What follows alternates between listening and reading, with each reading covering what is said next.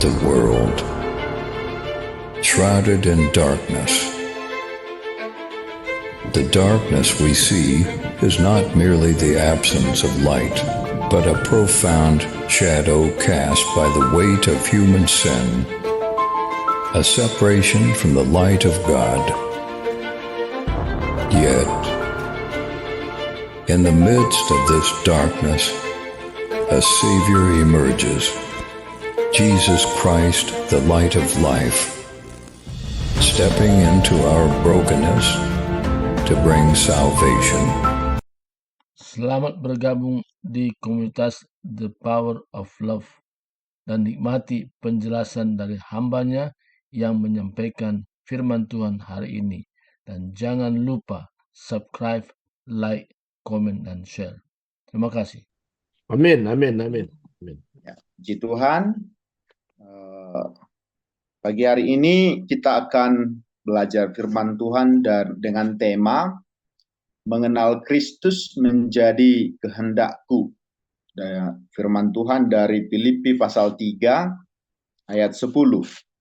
Filipi pasal 3 ayat 10. Demikian firman Tuhan.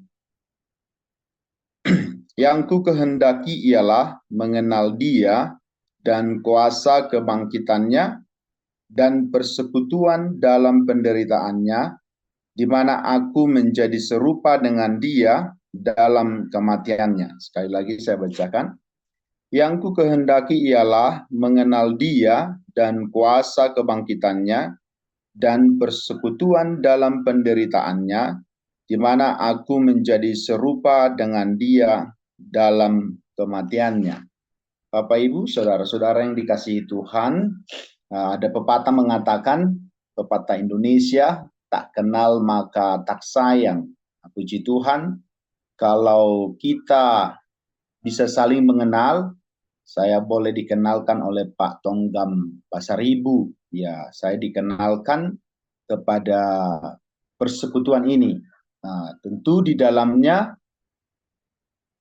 saya juga harus berusaha untuk bisa mengenal Bapak Ibu sekalian. Tentu seiring dengan bertambahnya waktu, saya semakin mengenal Bapak Ibu, kebiasaannya, cara berbicaranya, itu juga adalah upaya untuk mengenal. Ya, senyumnya juga bisa saya tahu seperti apa.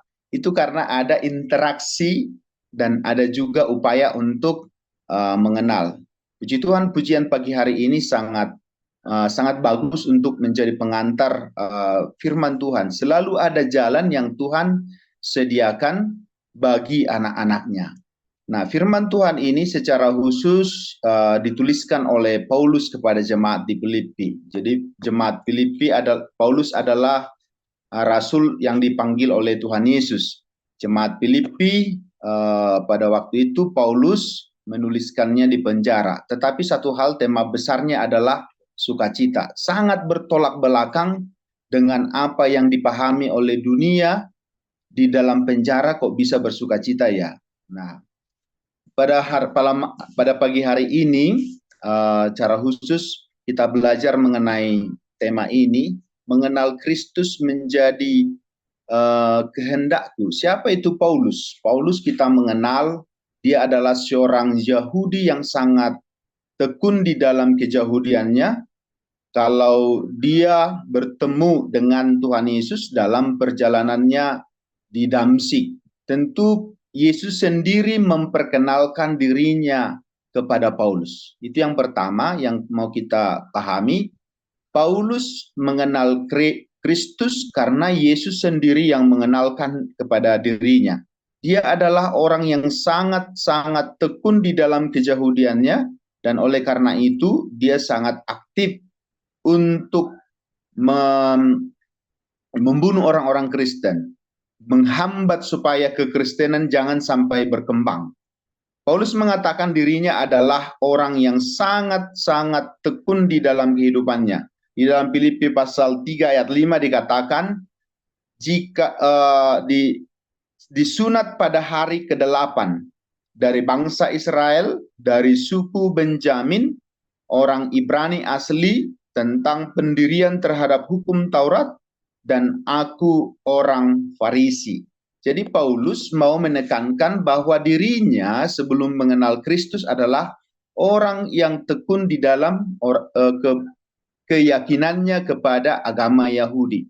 Bapak Ibu saudara-saudara yang dikasihi oleh Tuhan, pada hari ini berdasarkan tema ini, mengenal Kristus menjadi kehendakku, apa yang harus kita lakukan supaya sama seperti Paulus sebagai orang yang sudah dipanggil oleh Tuhan untuk tujuan hidupnya melayani Tuhan, kita pun sebagai orang percaya harus ada upaya untuk mengenal Kristus. Itu sebabnya di dalam ayat 10 ini dikatakan, yang ku kehendaki ialah mengenal Dia dan kuasa kebangkitannya dan persekutuan dalam penderitaannya, di mana aku menjadi serupa dengan Dia dalam kematiannya. Ada 3 poin yang perlu kita lakukan supaya kita bisa mengenal Kristus lebih baik. Yang pertama adalah tentu hubungan pribadi kita dengan Kristus harus jelas.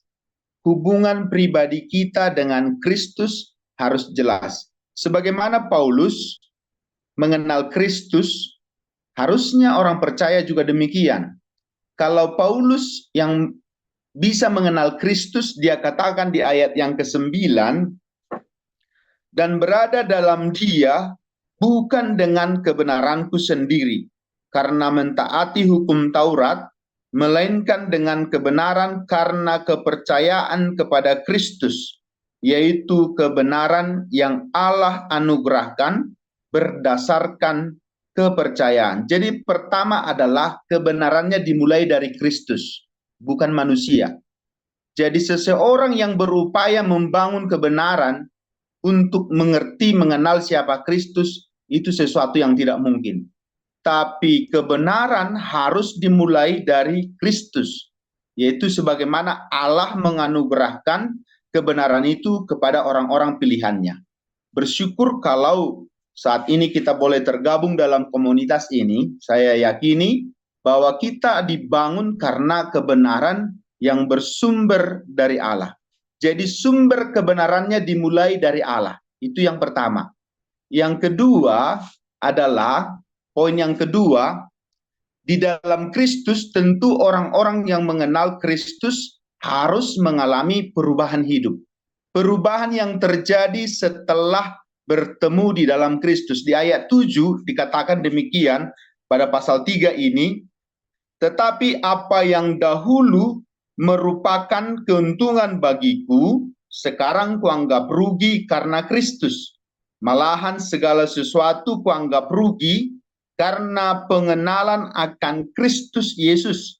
Siap Kristus Yesus Tuhanku, lebih mulia daripada semuanya, oleh karena Dialah aku telah melepaskan semuanya itu dan menganggapnya sampah, supaya aku memperoleh Kristus. Dalam firman Tuhan yang lain yang dituliskan oleh Paulus kepada jemaat Korintus, 2 Korintus 5 ayat 17 dikatakan, jadi siapa yang ada di dalam Kristus, dia adalah ciptaan baru, yang lama sudah berlalu, sesungguhnya yang baru sudah datang. Jadi di dalam Kristus kita menjadi ciptaan baru. Kalau dulu Paulus adalah orang yang sangat tekun di dalam hukum Taurat, di dalam keyahudiannya, sekarang di dalam Kristus, dia menganggap segala sesuatu yang dia miliki sebelumnya adalah dianggap rugi karena pengenalannya kepada Kristus. Bagaimana dengan kita Bapak Ibu? Apakah pengenalan kita dengan Kristus, sesuatu yang lama itu masih sesuatu yang sangat penting dalam hidup kita? Atau masihkah yang lama itu mengikat kehidupan kita, dosa dan lain sebagainya? Tentu kita semua punya latar belakang hidup yang berbeda-beda sebelum dalam Kristus. Pengalaman hidup yang berbeda-beda. Tetapi seharusnya pengenalan akan Kristus adalah semakin hari semakin beruntung di dalam Kristus. Hidup di dalam Kristus itu adalah sesuatu yang sangat beruntung. Jadi pengenalannya Paulus kepada Kristus yang dulu sesuatu yang sangat penting, yang hal-hal yang lahiriah, dia disunat pada hari ke-8, itu artinya bahwa dia adalah orang yang sungguh-sungguh menggenapi hukum Taurat dengan baik. Budaya Yahudi, setiap laki-laki yang lahir pada hari yang ke-8 harus disunat. Dia juga mau menyatakan kebangsaannya sebagai bangsa Israel, bangsa yang dipilih oleh Allah. Jadi sangat dia bangga akan hal itu sebelumnya. Dia juga mau memperkenalkan dirinya sebagai suku Benjamin dari 12 suku Israel. Orang Ibrani asli, kalau di dalam catatan yang lain, bahwa Paulus juga adalah orang Ibrani asli, artinya dia mau menekankan bahwa dia adalah orang-orang yang setia dalam firman Tuhan dan hukum Taurat. Dari segi pengetahuan tentang pendirian terhadap hukum Taurat dan orang Farisi, dia juga adalah orang yang sangat-sangat tekun melakukannya. Tetapi dia menyatakan bahwa pengenalan akan Kristus, semua itu yang sudah disampaikan tadi adalah rugi karena Kristus. Artinya apa yang mau dikatakan oleh Paulus? Lebih penting hidupnya di dalam Kristus daripada hidupnya sebelum di dalam Kristus. Kalau di dalam Galatia dia mengatakan, namun aku hidup sekarang, bukan lagi aku yang hidup, melainkan hidup yang kuhidupi adalah hidup di dalam Kristus. Itu dia mengatakan. Di dalam suratnya kepada Timotius dikatakan, saya bacakan di dalam 1 Timotius pasal 1 ayat 15. Maaf Bapak Ibu. Kalau ada di antara kita yang boleh bacakan terlebih dahulu. 1 Timotius 1 ayat 15.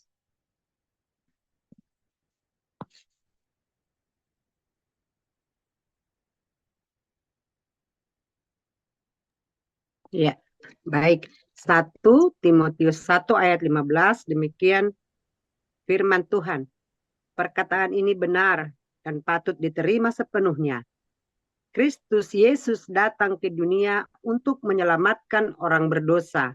Dan di antara mereka, akulah yang paling berdosa. Amin. Ya. Dari antara orang berdosa, akulah orang yang paling berdosa. Artinya apa di sini? Paulus sungguh mengenal dirinya setelah dia di dalam Kristus.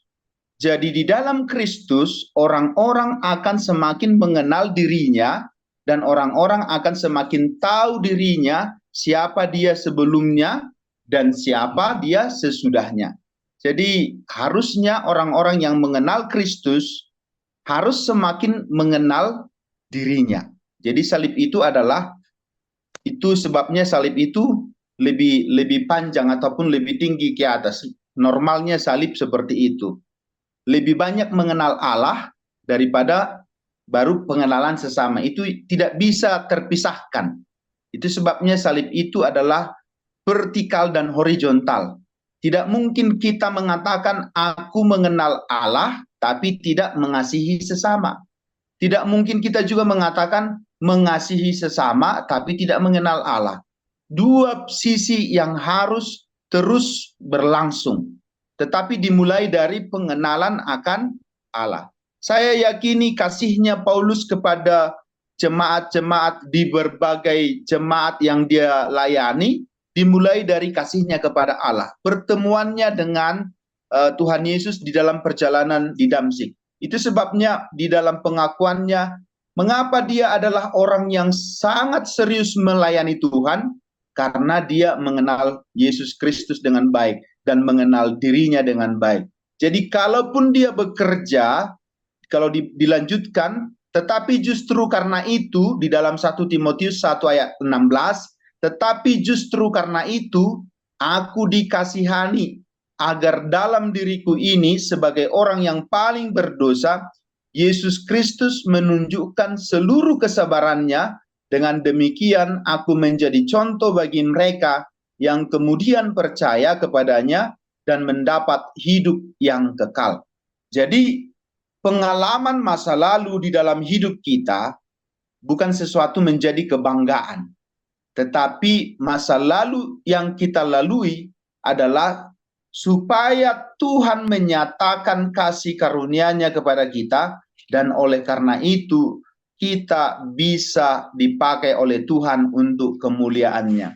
Yang ketiga, hidup bersama Kristus dalam kuasa-Nya. Yang pertama adalah kuasa kebangkitan-Nya. Di ayat yang ke-10, yang ku kehendaki ialah mengenal Dia dan kuasa kebangkitan-Nya. Yang pertama, kuasa kebangkitan-Nya. Bersyukur kalau di dalam kitab-kitab yang dituliskan oleh Paulus mengenai kebangkitan Yesus Kristus, bahwa orang-orang yang mengalami kebangkitan Kristus, dia tidak mengalami lagi kematian. Artinya apa? Kita semakin berani menyatakan kebangkitan Kristus itu.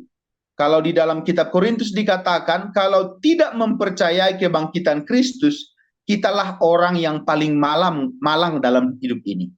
Jadi pengharapan akan kebangkitan Kristus itu juga yang akan menggerakkan kita terus-menerus kepada tujuan panggilan Tuhan dalam hidup kita. Amin, Bapak Ibu.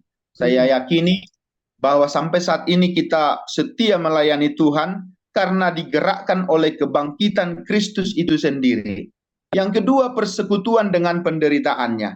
Dalam hidup orang-orang percaya, kalau kita membaca, merenungkan firman Tuhan ini, orang-orang yang mengaku ataupun melayani Tuhan Yesus Kristus selalu diperhadapkan dengan penderitaan. Tentu penderitaan yang kita alami masing-masing berbeda-beda, tidak sama.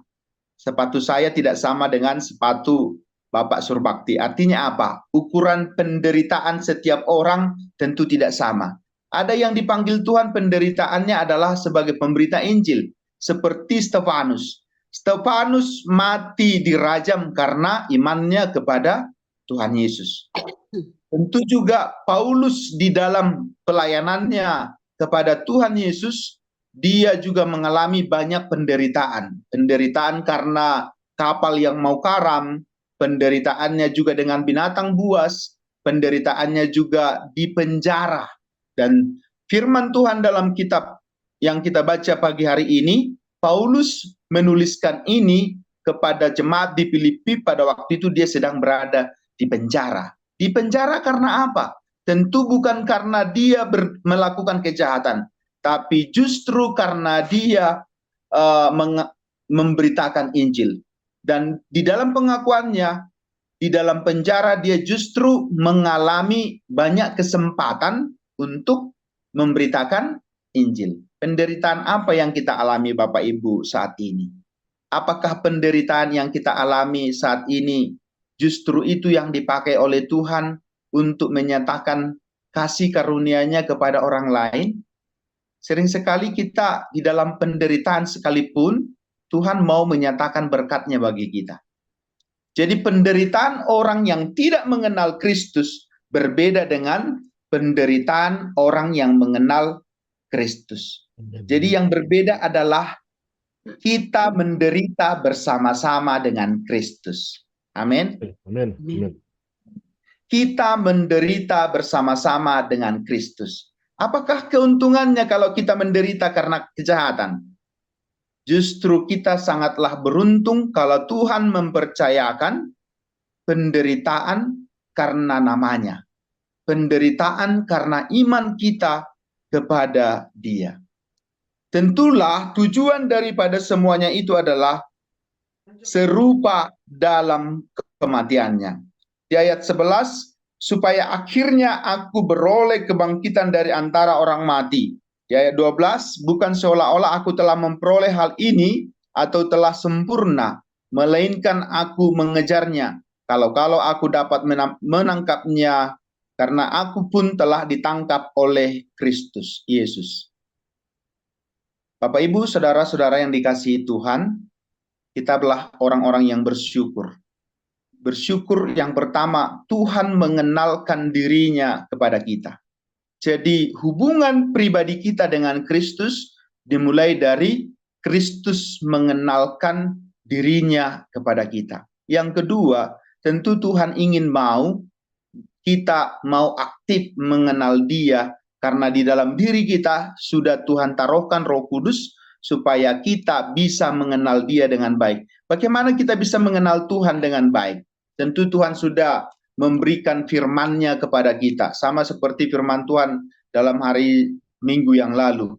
Firman Tuhan, mencintai firman Tuhan. Anak-anak Tuhan harus mencintai firman-Nya, mencintai apa yang sudah dituliskan ini, supaya kita semakin mengenal siapa Yesus Kristus. Hubungan pribadi kita dengan Tuhan harus intens, supaya melalui hubungan pribadi kita, kita semakin mengenal pribadinya Allah itu sendiri, mengenal apa yang menjadi karakternya atau kehendaknya, dan di dalam hidup kita bisa kita nyatakan bahwa kita adalah orang-orang yang mengenal Dia dengan baik. Dan yang terakhir, hidup bersama Kristus dalam kuasa-Nya.